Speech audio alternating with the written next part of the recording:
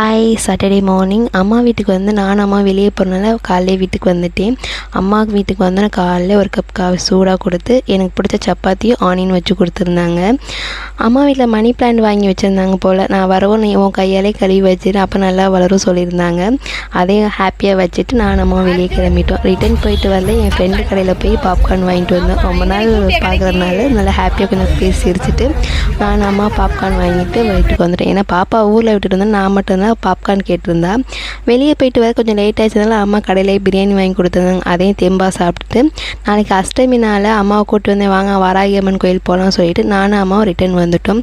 வரும்போதே அப்பாக்கிட்ட வந்து லெமனு பூவெலாம் வாங்கி கொடுக்க சொன்னேன். அப்பாவும் போய் கடையில் வாங்கிட்டு வந்துட்டு வீட்டுக்கு வந்தோடனே நல்லா வந்து மன திருப்தியோடு உட்காந்து எலுமிச்சம்பழம் அரளிப்பூ வந்து வாராகி அம்மனுக்கு பிடிக்கிறதுனால என் கையால் போடுறேன்னு வேண்டியிருந்தேன். அதே மாதிரி வாராகி அம்மனை நேராக போய் பார்க்க போகிறது ரொம்ப சந்தோஷம். நெக்ஸ்ட் வீடியோ பார்க்கலாம். பாய்.